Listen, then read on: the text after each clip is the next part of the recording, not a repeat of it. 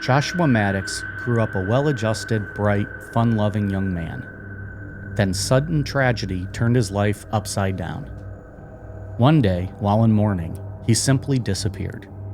7 years later, his body was found in a very mysterious and bizarre location. Today, we tell that story. We'll cover the investigation and discuss some theories as to what might have happened to Joshua. I'm Mike. I'm Ian. And I'm Dave. If you're not familiar with this case, stick around. Like Declan's sister said the first time she saw his penis, it's a strange one. This is Necronomipod.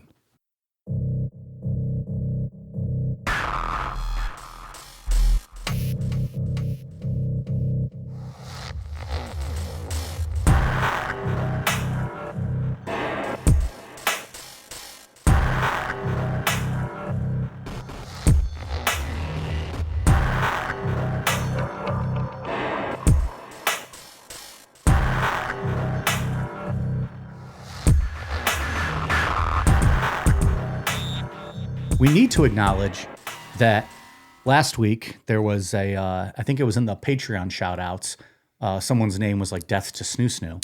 Snoo Snoo 69, I think, right? Something like Death that. to Snoo Snoo? Or by Snoo. Death by Snoo Snoo. Yeah. Snoo Snoo 69. 69, dudes! There you go. The amount of messages we received, I didn't know there were so many Jersey Shore fans out there. Everyone loves Jersey Shore, apparently. Big Snooki fans out there. I legit watched Jersey Shore. Did you guys watch it? No. I feel like I did. I think, like, what year was that came out? I want to say like 2010, 11, 12. I know I watched. Angie must have watched it then. Yeah. Yeah. I didn't watch it like initially. Like I think I found it like season 2. And then I was like, this is fucking incredible. This is TV at its finest. I mean, if I was flipping through and JWoww's boobs were on a screen, I wasn't changing the channel, but I didn't actually, I wouldn't say I watched it. JWoww had some fantastic Kazonks. hooters.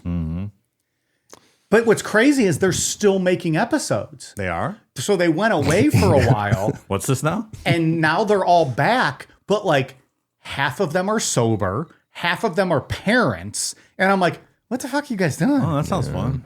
Like, Who's watching that? I'm sure.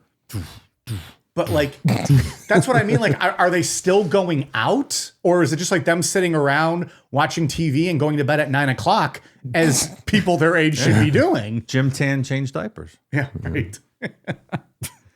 Snooki was on was that last year where she was talking about UFOs, like her experiences with Really? being abducted? Was she and stuff? abducted? Yeah, that sounds about right. Well, she did an interview with someone. if there's anyone who could maybe claim that they came from aliens, I wouldn't be that surprised. That sounds vaguely familiar. I think you're probably right. Did she get any snoo on that episode? I don't know. I hope she did. She probably did. Her and her friend that they used to call each other meatballs because they were just short, thick, and always tanned. They were the meatballs. That sounds accurate. Yeah. I believe the home. What was the big hurricane that went over there a decade ago or so? You know what I'm talking about? do. The one that I do. took out the East Coast. I believe their home that they had filmed a lot of that show in was like wiped out for a while. A lot of the Jersey Shore was. They did like a MTV did like a fundraising thing for it Okay. to help out the area. But yeah, I don't know. It's just kind of weird. Like they're still making that show go on, and they're like, "Oh, we're sober." Sandy, Hurricane Sandy. Sandy, that's what it was. Paulie became a DJ. Yeah. And like he went on tour. He opened for Britney Spears on one of her last tours. Oh, really? Yeah. I don't know what else DJs do. Like maybe he's in Vegas or something. Yeah, he's probably doing something. I always liked Vinny. Vinny seemed like he was legit an intelligent human being who could, you can probably have a real conversation with. That's about all I remember. Sammy Sweetheart was my favorite. I thought she was a bit of a smoke show. That's true. Snooki turned out. Do you even know who I'm talking about, Dave? I do actually. Oh, okay. I know all this stuff. I didn't actively watch the show, but All right. Okay, Fabian, like you don't know what we're talking about. I know things that are in the news, and I'm aware of pop culture. Mm-hmm. I wasn't old back then. Well, I was a little old back then, but regardless, I'm aware of these people. I was fucking too old to be watching that show back then, but I still watched it. I'm literally their age, and I was like, why am I watching this? This is beneath me. I am a moron. I guess I'm one of them. I remember that episode where Snooki got punched by that dude at the bar. They would never show it on camera though. Yeah. It would always like freeze as he was like hitting her. They hyped that episode up so much on TV, like it was going to be the big, you know what I mean? And then they didn't show it? They did. I don't think they ever showed it. Weak. But then they would show like they would show him like get ready to swing. Yeah. At least my memory, I might be wrong, was that they would, and then it would like freeze and go to commercial, and they came back and it was just like a brawl with like all the guys jumping in to save her. That's how I remember it. That guy was like a teacher, if I remember correctly. I believe he got in some big trouble for that. I would think it's felonious hopefully. assault. Yeah. She's like fucking 5 foot tall, and he just drilled her. Tough guy. Well, we don't know if he drilled her. We never saw the tape. All right. Well, stay tuned next week for more Jersey Shore talk. We'll be breaking down every episode for you. You guys want to do a rewatch? Complete rewatch? Oh my God. I don't want to do a first time watch. They did a rewatch. I believe they did 2 seasons, in the Jersey Shore. They did a season in Italy.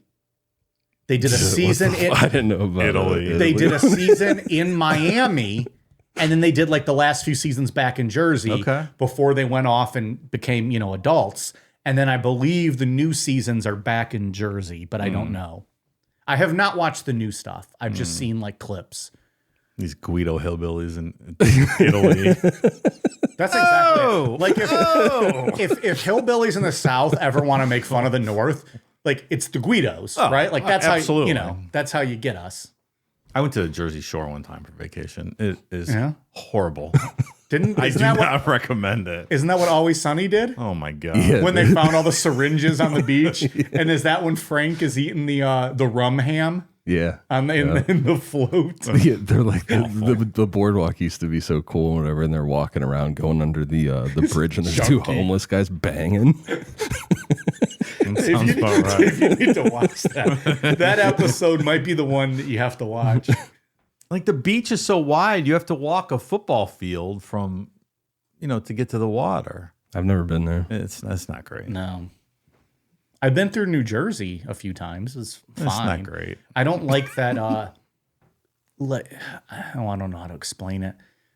It wasn't, I don't think it was the highway, but it was like a big road kind of off the interstate, but you couldn't just cross the road. Like if you were driving, you had to go down a couple exits, turn around and come back to like get to where you needed to be. I'm not making sense of what I'm saying. I'm not I understand. Sure. Like the Garden State Parkway, is that a thing? Maybe. I might just be making that up. But everything's like a off ramp. I think that's what roundabout, I mean. right? Like if you pass something that's like on your, like if you're traveling and something's on like your right, you can't just like pull off and get to it. You have to go down the road, pull off, turn around, come back to like turn into it. Okay. Yeah, it was confusing. It's been a long as fuck. time. But I know you can't pump your own gas. That's nice. You don't have to get out of your car. That's not bad. I like it. I like the Pine Barrens. I was there one time trying to find this fucking Russian guy that ripped me off some money. Me and my pal. he got away though. We were gonna kill his ass, but he got away. Was this a movie? Yeah, our friend Tony had to come pick us up. The Sopranos. What are you talking about? Oh, remember the Pine Barrens episode? No. When Christopher and Polly got lost in the woods. Oh, I remember that. With the Russian guy? Yes. They were trying to kill him. Yeah. Yeah. And they never knew if they actually did, right? Like they shot him like 6 times and like, we can't find him. That's right. That was a good one. Well, we've covered all things New Jersey. Yeah. I need to get a shower. Can we pause? I stayed in Weehawken, New Jersey last year where the Aaron Burr, Alexander Hamilton duel was. That was kind of cool. They have I stuff really set enjoyed up. it over there. They got There's a little historical marker there. It's, right across the river from Manhattan. Yeah. Was it high and dry? You got to find a place that's high and dry for your duels, right? Is that right? That's what they say in the song in Hamilton. Oh, I don't remember. Find a place to die where it's high and dry. Okay. It's in the Like, what the fuck's he talking the about? 10 dual commandments. Okay. Oh, all right. That's a cool little town, sure. Okay, now I've said everything I have to say about New Jersey. That's all I got to say about that. I went to Saints and Sinners Fest in New Jersey. It was What's pretty that? sweet. Concert festival? Yeah, it was like an indoor Warped Tour type deal. Yeah. It was pretty sweet. I can't really remember. I don't remember where in New Jersey, but I was there for 2 days. Fun. You know what state I want to talk about? Yeah. Colorado. Joshua Verdon Maddux was born on March 9th, 1990 in Colorado Springs, Colorado. He was the youngest of 4 siblings raised by Mike and Roberta Maddux. The family lived in Woodland Park, a small mountain town about 20 miles northwest of Colorado Springs. Joshua's childhood was quiet. He liked music, books, and long walks in the woods near his home. Very outdoorsy kid. I bet it's awesome there. I would love to live in a small mountain town. Nice and quiet. Oh, I love Colorado. His older sisters, Kate and Ruth, described him as kind and introspective, someone who moved through the world super calm, really carefree. He was especially close to his older brother, Zachary. Their father, Mike, would later say Joshua had, quote, an astronomical IQ, but was never showy about it. He played guitar, wrote his own music, and did well in school. He wasn't a kid that got in trouble. He was described as gentle, thoughtful, maybe a little bit eccentric. We'll talk about with like him kind of like maybe later on people will talk about like they could see him being a drifter later in life or something, you know what I mean? But all in all, a good kid. Actually, it's right now. Kate once said that she could see him living in a cabin in the woods, writing a novel, or on tour with a band, like sleeping in the back of a van. He had that kind of, that energy. His parents separated. Joshua stayed in Woodland Park with his dad and his sisters. You know who could not sleep in the back of a van? Who's that? Me. Yeah. I need some comfort. It doesn't sound great. That's not for me. I did it with my friends back in the day, like almost right after high school. It was, I was sleeping in a van, dirty and gross. I've slept in the backseat of a car before, and not great unless you got a ton of alcohol in you. I think at least, Some hookers or something, right? at least something just to get you through. But then I immediately think of Bon Scott, and didn't he die in the back of a car? Yeah. Was he asphyxiated on his own vomit? Very true. So now I'm too afraid to do that. New fear unlocked, not sleeping in the back of a car. But I have done it. We were gone for a month, I think. How many showers in that month time frame? 2.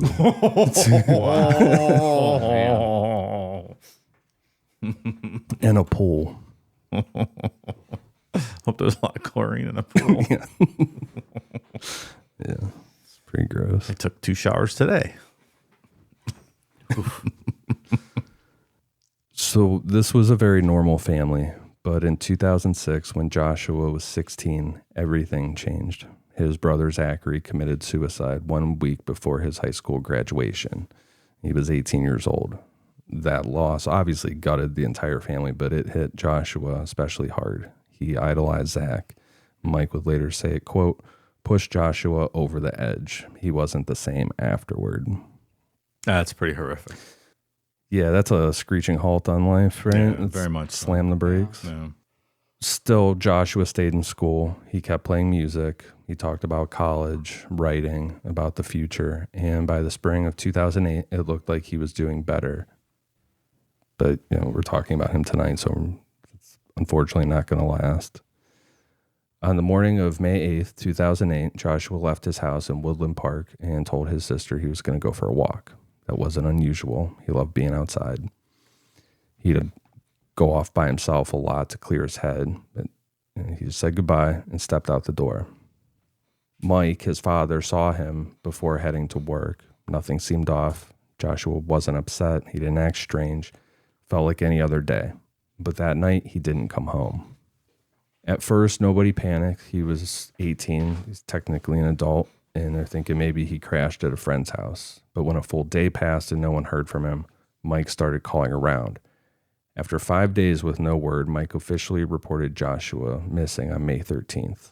But police didn't treat it as a missing persons case because Joshua was legally an adult, and because there was no sign of like any struggle or foul play, they treated this as a voluntary disappearance. I don't want to sound like I'm victim blaming, but there's not a lot for the police to do after 5 days other than just take the report, right? Like there's no car they walked away from where all their stuff was left. There's no nothing, like you said.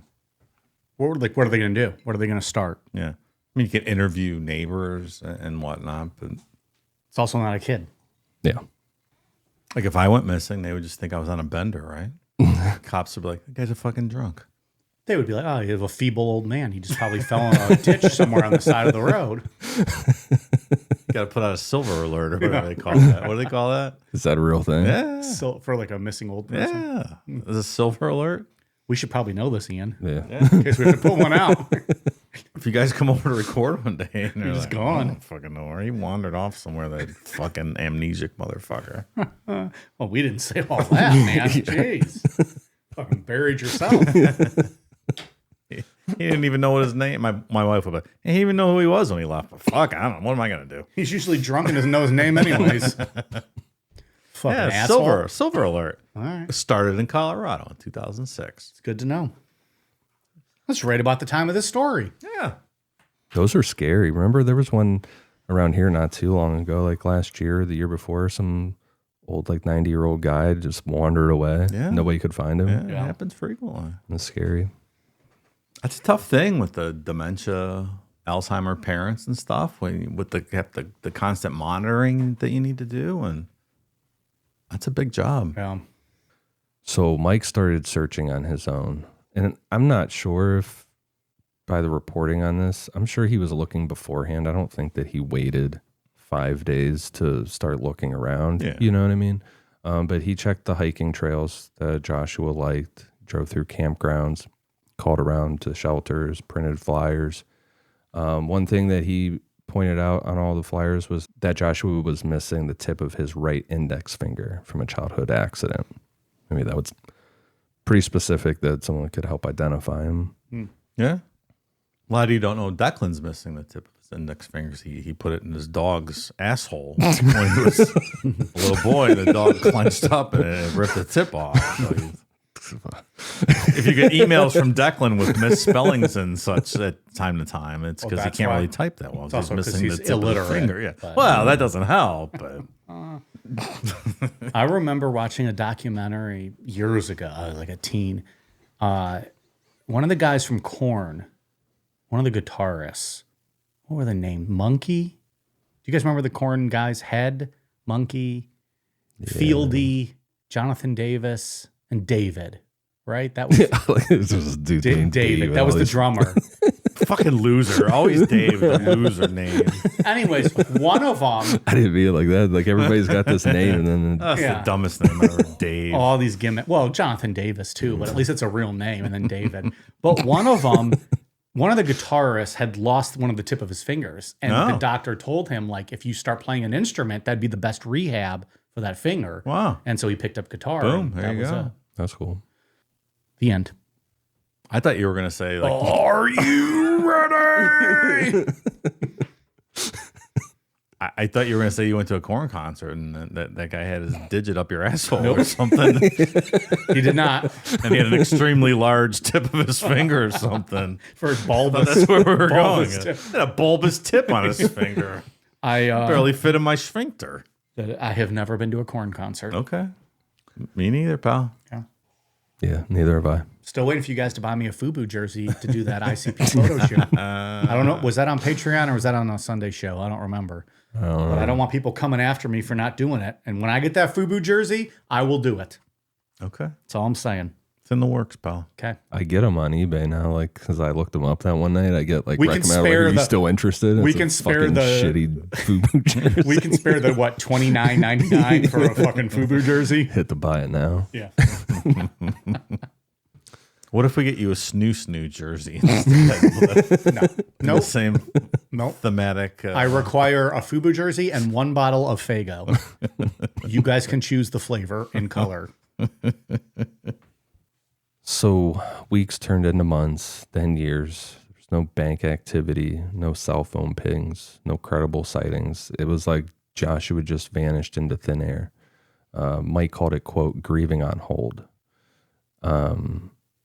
He said that like every time that the phone rang, he braced himself. One time authorities called about a body that was found in New Mexico. It wasn't Joshua, but Mike later said, quote, it felt like a rehearsal for the real thing. Oh, man. That's got to be awful. That's a lot. For years, every time the phone rings, you're like, is this the call?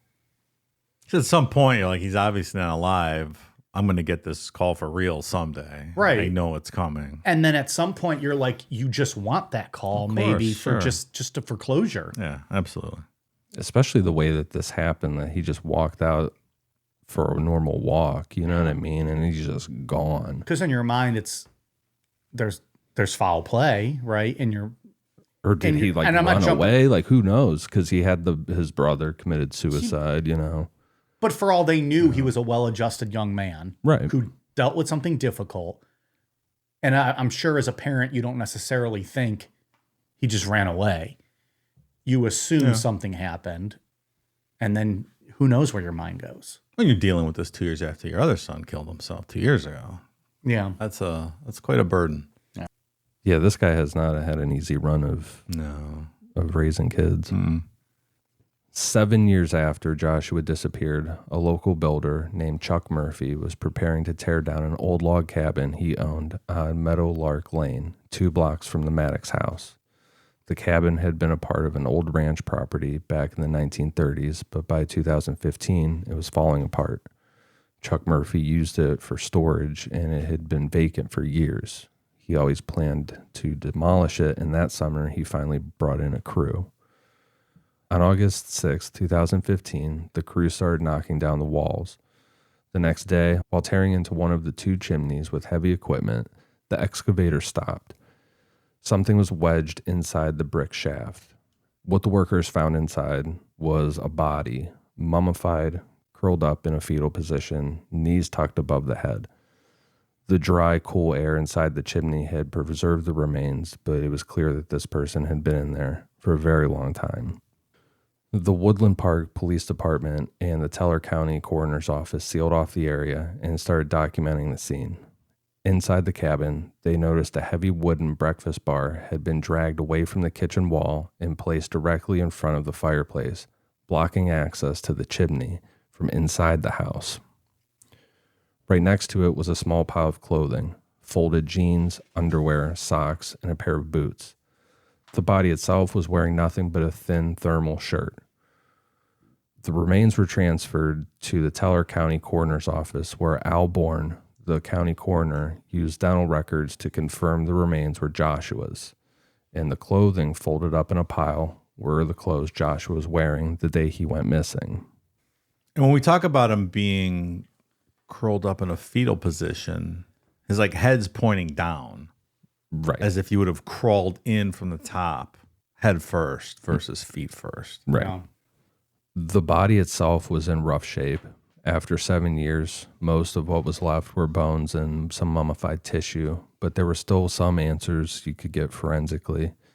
There were no signs of trauma, no broken bones, no stab wounds or bullet holes. According to Bourne, the most likely cause of death was positional asphyxia or hypothermia. Woodland Park gets cold in early May. Temperatures at night drop below freezing. If Joshua was stuck in that chimney wearing just a thin shirt, it wouldn't have taken too long for him to die from hypothermia. It's a bad way to go. So positional just means like your chest is like how his knees were wedged up. It would just like block it off. Right? Yeah. Oh, Jesus. That's like being in a fucking coffin. Yeah. That's horrific. It's tighter than a coffin even. Can't move, yeah. Oh. That's a nightmare. That's like the people that go like cave exploring and they start wedging into those little areas. Fuck all that. That one story, that guy that died in there, is one of the worst stories I've ever read. The video like shows like he was almost upside down. Yes. He had no idea though. That position where they'll show you like a diagram of Yeah. his position is just, It's crazy. don't recommend that. Nope. Stay out of the cave. Yeah, don't go in a fucking cave. What are you doing? What the fuck are you doing? Don't go in a cave. There was some documentary I was watching a while back. I can't remember what it was called, but it was like these people, they were trying to like find like a link between man and ape kind of thing. But they were in a cave like that, wedging through tiny spots. No way. Fucking terrifying. They got to this like cave and were able to check it out, but the way to get there was so tight. Like one dude stopped, he's like, I think I'm stuck. Oh my God. And they like had to sit there and like wedge it, like have him like move his shoulder around and shit. Just reading about how that guy died in that cave. I'll check it during the break here in a second, the guy's name. But my God, it is horrific. Yeah, the cave guy's name, John Edward Jones. He and his brother were exploring Nutty Putty Cave in Utah when Jones entered a narrow fissure, believing it to be a well-known passage. The fissure was only 10 by 18 inches wide. He became wedged upside down, unable to move. They worked for 27 hours to rescue him, unable. He died from cardiac arrest due to the strain and pressure of being upside down for an extended period. Then they sealed the cave. I knew they sealed the cave afterwards. So he's just in there. He's just in there, yeah. They couldn't get him out. Should have fucking sealed that cave a long time ago. Oh, what a horrible story. I think it's on Wikipedia. They'll show you the diagram of the cave system and how his body was wedged. I don't recommend looking at it. All right, so I'm done with my existential dread for the day. Please continue. On September 28th, 2015, coroner Al Bourne ruled the death accidental. I know that guy. He had a brother named Air. His theory was that Joshua had tried to enter the abandoned cabin by climbing down the chimney and got stuck. Maybe he was just looking for a place to hang out. Whatever he was doing, it was a prank or a dare. Whatever the reason was, Bourne believed it was an accident that turned fatal. Once inside, he got wedged in place with nowhere to go, no one to hear him. He died trapped, and based on the condition of the body, Bourne believed Joshua had been in that chimney from the very beginning, likely since the day he disappeared in May of 2008. So the family, they were quick to point out that there are things about the scene that don't line up with the idea of this being an accident.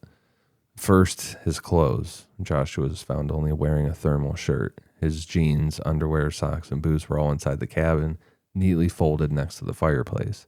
If he had entered the chimney from the roof, how did his clothes end up inside the cabin on the other side of a sealed fireplace? Doesn't really make sense. Agree.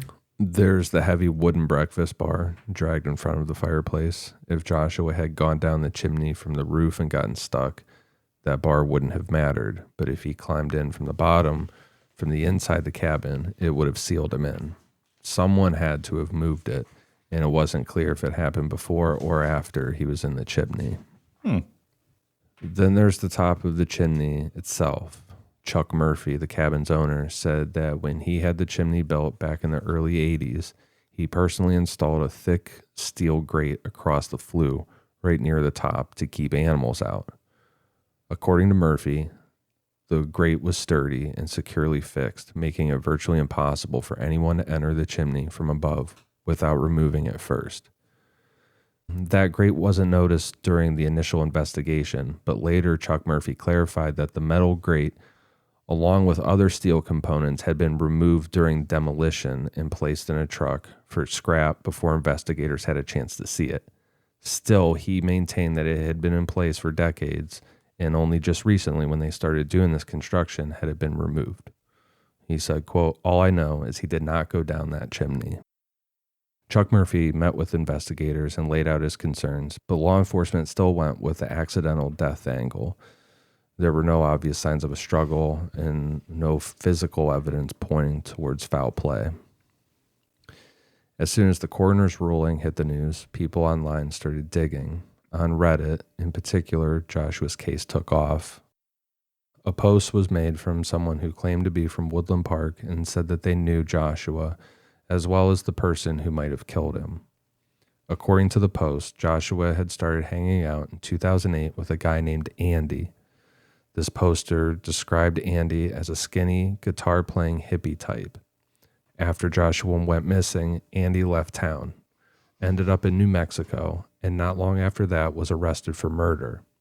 The post also said Andy had killed a disabled man in Albuquerque while the victim's caretaker was in the shower, just stabbed this guy and took off. Then Need some throat coat, my dude, brother. I hate when you hit like when weed hits your throat weird. Oh man, I know that's the worst. Oh, it's crazy. I'm always like, whoa, why are you doing that, weed? Weed and tattoo needles, man. They're the worst. Oh man, it always fucking psyched me out.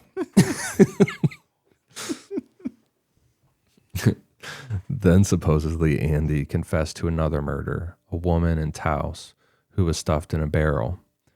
That part turned out to be true, at least partially. A woman had been found in a barrel near Taos, and a man named Andrew Newman had claimed responsibility, even though someone else was eventually charged for that murder. Finally, the post said that back in 2008, before Joshua's body was ever found, Andy had joked about, quote, putting Josh in a hole. Well, it's not very nice. So get into the specifics of this post, dig into it a little more. In 2009, Andy Newman, there is Andrew Newman, was arrested for the stabbing death of Michael Cordova, a 36-year-old disabled man in Albuquerque. The story from the Reddit post about the caretaker in the shower, the sudden attack, and the escape lined up almost exactly. Newman was charged with murder, but the case fell apart when the main witness died before trial. Without that testimony, prosecutors dropped the charges. Regarding the barrel confession, Newman allegedly told someone he'd killed a woman in Taos and stuffed her in a barrel. A body had been found in a barrel there. It was a woman named Peggy Scott, but authorities already had another suspect in custody, and Newman was never charged for that. I couldn't find much on this story. Could have went down like a little side quest on like what happened to her, but Always can. didn't really find anything. You made the effort, though. Good job. I tried. I did a Google. Did a Google. I did a search engine. And asked Jeeves. That's what you got to do. That's your mistake. You got to ask. You should have asked Jeeves. He probably would have told you. From there, he drifted to Oregon, Washington, Texas, and New Jersey. He was arrested in multiple states for assault, burglary, or failing to appear in court. Sometimes he'd end up in jail, sometimes in mental institutions, but no matter where he was, there's always a pattern of being violent, unpredictable, and constantly on the move. Where it circles back to Joshua, Coroner Al Bourne confirmed that after Joshua's body was found, his office did receive tips about a man who'd been seen with Joshua in 2008 and was later jailed in Texas. Bourne didn't name him publicly, but the description matched Andrew Newman. Some of Joshua's friends later said that they reached out to the Woodland Park police to tell them what they knew about Andrew Newman and never got a call back. Also, at one point, the police department marked Joshua as found by mistake due to a clerical error. So we do have some classic allegations of law enforcement fucking up a bit. And to people, that were very invested in this on Reddit, this looks like a failure. There's a suspect with a motive, very circumstantial, but there's, something, and no one followed up. At least it appeared that way. A lot of hearsay. Mm-hmm. Maybe worth looking into. No official investigation ever tied Andrew Newman to Joshua's death. The coroner never changed the ruling, which I understand is super frustrating. But if they don't have the evidence, I don't know what they're supposed to do with this one. So do we know for sure that Andrew Newman was in Colorado? I'm not sure if there's anything to back that up. Just that he was seen with someone that was sent to jail in Texas. The reports from his friends. Well, that's what I was going to ask. Those reports from friends, are they like, it almost like, I'm wondering, did they know who Newman was and he was like a part of like their little social group for a while, or they just saw him with someone? It sounds like we don't really know for sure. So get into some theories on how this could have played out. Joshua might have been with friends at the cabin. Maybe they were exploring. Maybe they broke in to hang out. And at some point, Joshua decided to climb in the chimney, maybe as a joke or something like that. And but he got stuck. And instead of calling for help, the others panicked and left. No one said anything. No one came forward. There's no evidence to support that version. It's just rumors. One unverified claim says that someone saw Joshua stuck in the chimney and ran away in fear, kind of building off that, but that's never been confirmed. Yeah. Who would leave your homie stuck in a chimney? Yeah. That's not cool. What are you scared of? Big fucking deal. It doesn't make much sense. Yeah. All right. I'm going to thumbs down that one. Friends don't let friends die in chimneys. No, they certainly don't. Now, if kids were being a bully and pushed them and shoved someone into a chimney, I think, and that person got stuck, I could see if they're really shithead kids running away. That's a different story, sure. Just take the word friend out of it and replace it with bully or something, you know? Mm-hmm. Another theory suggests Joshua stumbled onto something he wasn't supposed to see, maybe a drug deal, someone hiding out, and he was killed to keep him quiet. Again, there's no proof of this, but some people point to the cabin's past. Decades earlier, it had been part of a resort with a reputation for gambling and bootlegging. You don't say. Thunderhead Ranch, as most people around Woodland Park know it, refers to the land surrounding the old cabin on the property. Locals say it dates back to the 1930s, maybe earlier. And like a lot of tucked away mountain spots during Prohibition, there's a long-standing rumor that it once served as a hub for gambling, bootlegging, and speakeasy operations. But as with most of these stories, there's not much to actually back it up. There's no old news articles, no arrest records, or firsthand accounts, nothing concrete that points towards any kind of organized crime happening there. People point to odd features in the cabins. There's like trap doors and hidden compartments as evidence that bootleggers use the place. But again, there's nothing in public record that confirms Thunderhead Ranch was ever raided or tied to any official criminal cases. At the end of the day, it's just lore, and anything's just a rumor. Plus, by the time Chuck Murphy owned the property, that era was long gone. The buildings were all basically abandoned. Nobody went up there.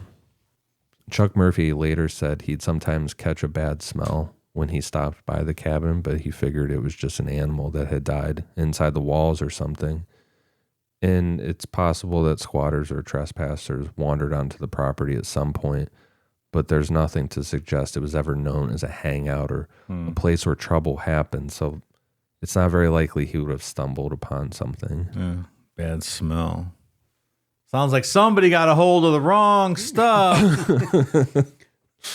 But can you imagine, like, all those times he went there, he never thought anything much of it. Like, oh, it's just some animal fucking died somewhere. And then the entire time it was just a decaying body. Yeah.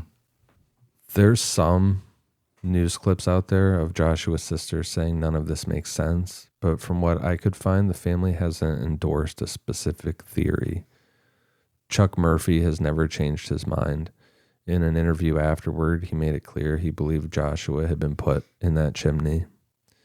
The cabin is long gone now. It was demolished after the investigation ended, and as of today, in 2025, there's been no movement on the case. Andrew Newman was never charged.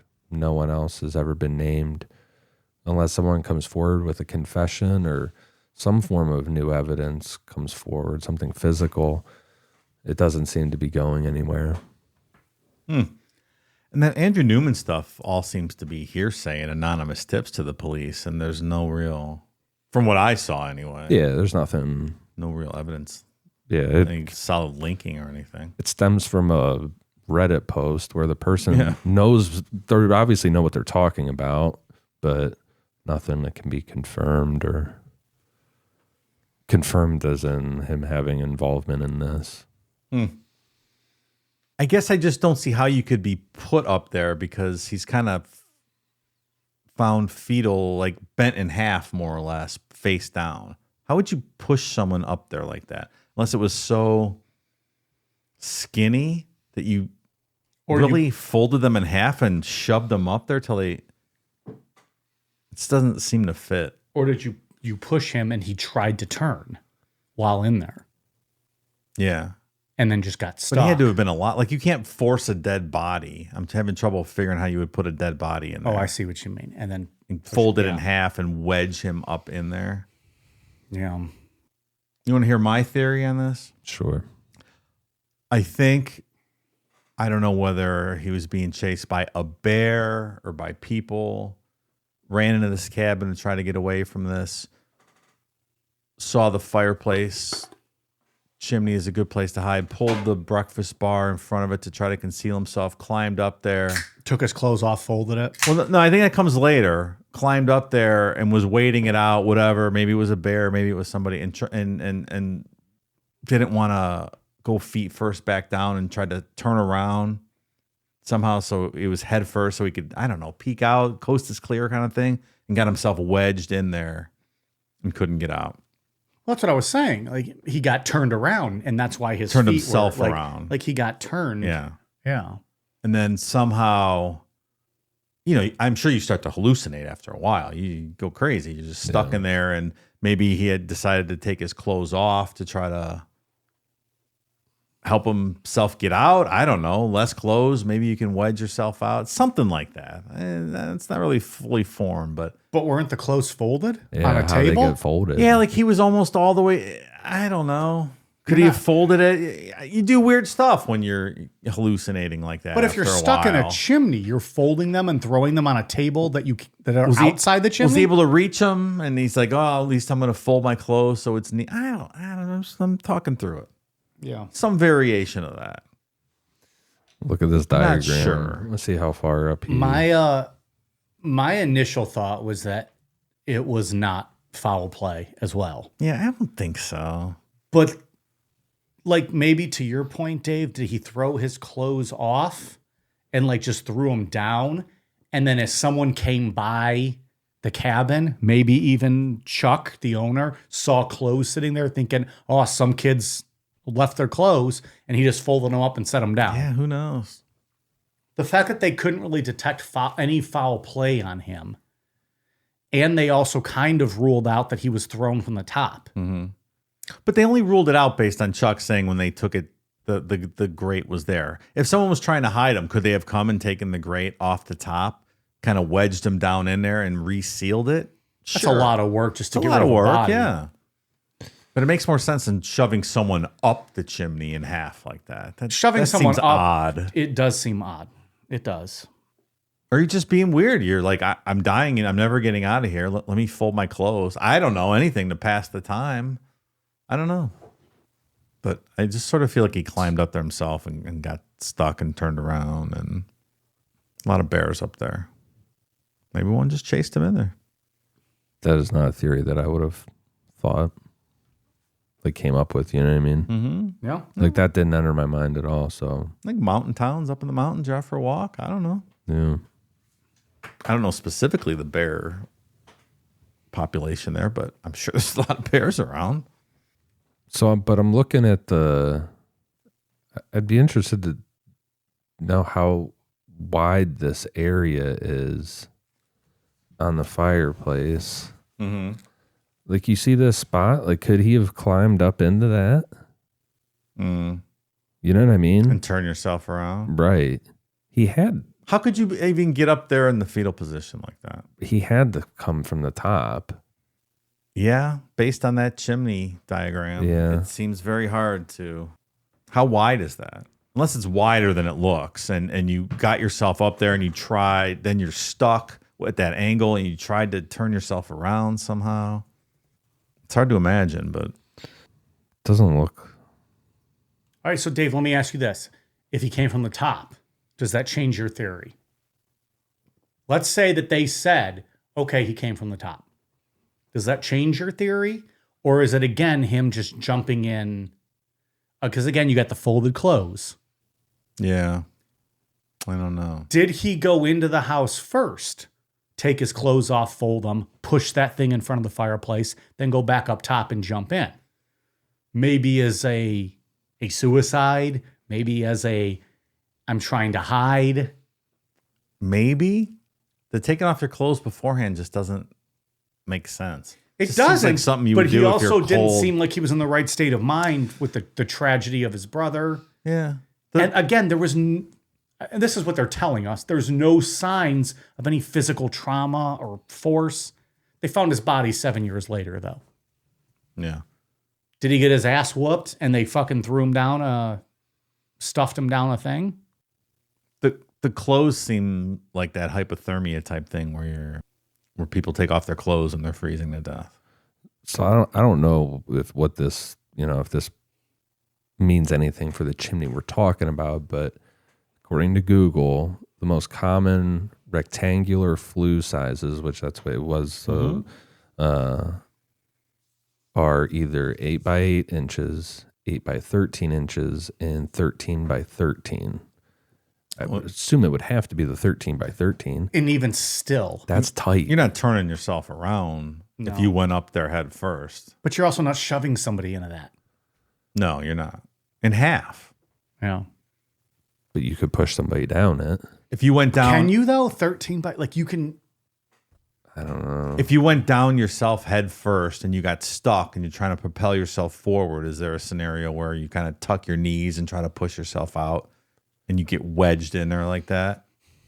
He's a skinny kid, too. I think if someone's going to bend you and force you in, wouldn't there have been some broken bones, maybe?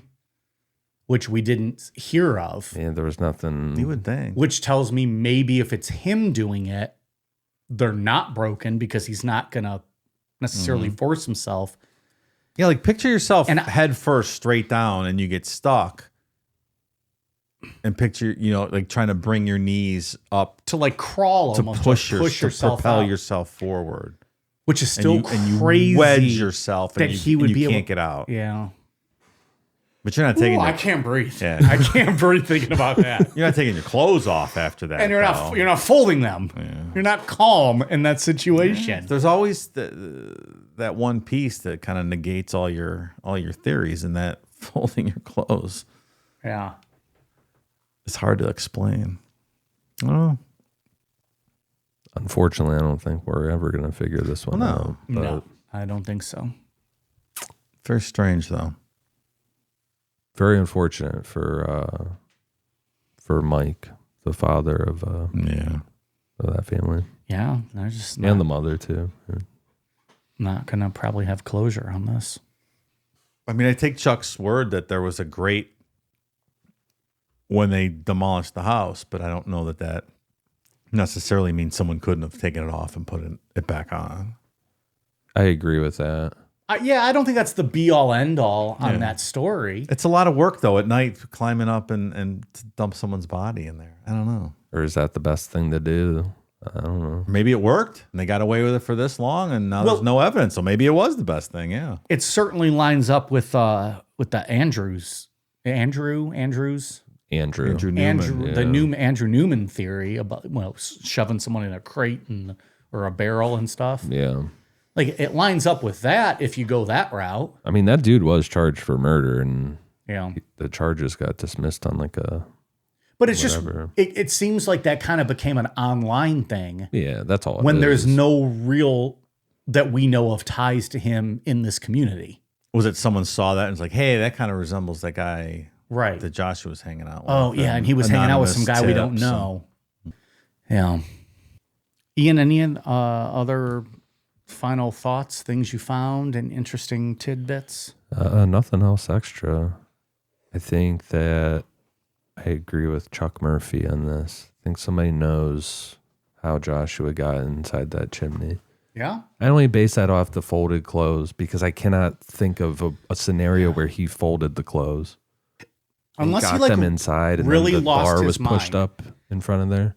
What if he just really lost his mind and folded his clothes up and just jumped in through the chimney, and that was going to be his artistic way to die? I'm not saying that's what I think. Of course, it's possible. That's the problem with these stories. Anything's possible. Yeah. Like when you figure out, And then had second thoughts and tried to get out, and boom, you're stuck. Sure. Any of these stories, you could hear some odd set of events, and you're like, "Oh yeah, I didn't think of that." Yeah. That's the problem. What if he folded his clothes and like meant to like burn himself in the fireplace, and then when he got in there, it was like, my matches were in my fucking pant pocket. I'm stuck.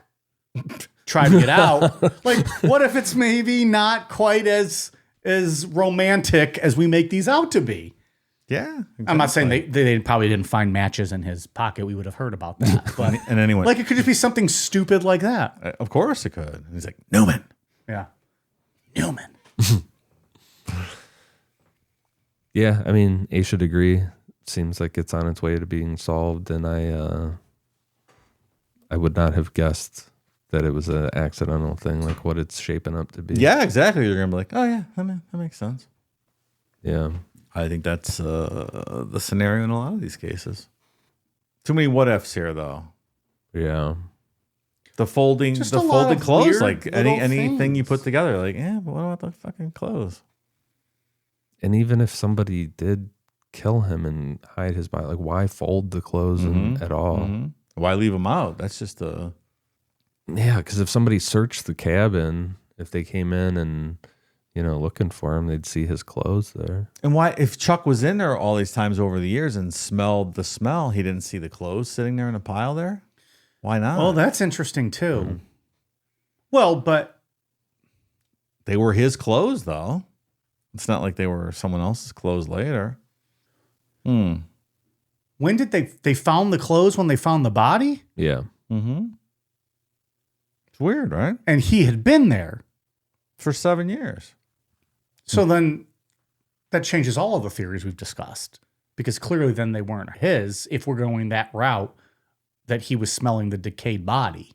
Well, I think they were just behind the breakfast bar, right? Yeah. Like at the bottom of the chimney, and Chuck may not Oh, necessarily I thought we have said they seen were them. on top of the bar. No. Oh, they no. were behind. They were it. hidden. Yeah, so they were Yeah. hidden. Oh, I'm sorry. I'm sorry. but I Okay. just mean I misunderstood. Yeah, I just mean Chuck wasn't in there poking around. Like he maybe stopped in and smelled the smell, but he wasn't. Yeah. Yeah. But it didn't seem like he really kept up with this place. Like Right. just peeked his head in and left. Right. So if they're behind a bar, I understand. And that also changes my thoughts. I kept thinking they were on top of the bar, like the table, meaning if you're in a fucking chimney, you're not reaching out and putting them on a bar. Maybe you could drop them. Yeah. I guess I wasn't thinking. Possible. It's possible. I wasn't thinking of it. I was thinking they were on top of the bar. Okay. And when you were saying he was stripping them off, I'm like, well, how the fuck is he getting them on top of this bar? all right. I misunderstood. But as I thought through that, when you're wedged in there, how do you get your pants off? You're not getting them off if you're stuck in there. Doesn't seem possible. And I still, yeah. But maybe it is. And the sock, like he was only wearing no socks too. Dave, The if this socks is were like there. 18 by 18 inches, you're not getting shit off. Yeah, I also saw. But maybe this was though- a custom chimney and it was a little bigger. Like, Well, there's just so many variables here we're talking about. Yeah, because I went to actucraft.com. It's a blog here. So build your own crime scene website. No, they have like their chimneys are talking about 48 inches by 36 inches. That's a whole different ball game. But That chimney cucks other chimneys. yeah, like I don't know what this is. So That's like a hot dog down a hallway. So oh, these are fucking huge. You ain't feeling anything in that chimney. No, this is You don't even get heat. The heat just goes straight out. no, this is for these are rich people fireplaces. oh, that's what I'm talking Yeah, about. I want that fireplace. Nice. Oh, yeah. That's cool. That's like a bar. That looks like a hotel bar. Can you imagine? If I had that in my house, that's the ultimate. That is not too shabby. Who doesn't love drinking at a hotel bar? I would have that in my house. And you know what I would do? I'd hire a piano player, and you're just going to be playing the piano in the corner while I'm sitting there by myself drinking, watching fucking Seinfeld reruns on the bar TV. I didn't say stop, goddammit. Hey, play us a song. You're the piano man. It's 9 o'clock on a Saturday. All right, I still think there's a scenario where he climbed in there, spun around, got wedged, had hypothermia, and somehow got his clothes off and was hanging close enough to the ground to fold them up. That's what I'm sticking with. I think someone put his shoved his body down there. Okay. And Chuck Murphy's underestimating or overestimating the weight of that grate and like someone's ability to do that. Yeah, like they could have popped it off and just set it back on there. And when they tore it down, they tore it down. They didn't unscrew the grate. They weren't. Yeah, when they tore it down, they're not paying attention to it. And I'm not trying to talk shit on Chuck Murphy, but like I could see a scenario where like that is fucking heavy. There is no way that somebody pulled that off there. And I don't know. And Chuck was 80 years old, right? That's what I mean. Like Well, I could see wait a minute now. Wait a minute. What does his age have to do with this? Well, he's a bit of a boomer, so I'm not saying. So are you, pal. I'm just. That was uncalled for. It was uncalled for. No, I meant what you said about Chuck. I'm kidding.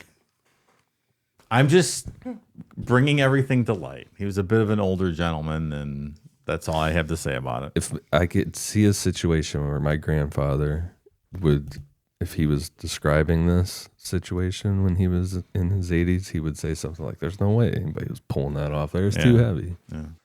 Back in my day, we built these things so they couldn't be moved. Meanwhile, like, you just like grab it and move it. And he's like, "Oh, you're a strapping young man." Exactly. Wow, what are you, Superman? Did you come from Krypton? How did you do Thanks, that? Papaw. Go have another Blatz. All right, good stuff. This was a interesting episode. A lot of theories. Yeah. Maybe the biggest mystery we've ever talked about, where there's just like, we don't know. It's wide open. Yeah. Wide open. I agree. Complete mystery. I was thinking that earlier. Like, this is like, they can go 100 different ways on this. Yeah. And I know last week, at the end of the episode last week, I teased about a super brutal serial killer for the next week. And like halfway through, I decided that we weren't going to go that route because it was really brutal. Okay. It wasn't very fun. So it was a lot of kid stuff. Yeah, it was really fucking bad. So. And look, if someone wants to take the heat, I'll take the heat. I don't want to talk about kid stuff. Yeah. I don't like that shit.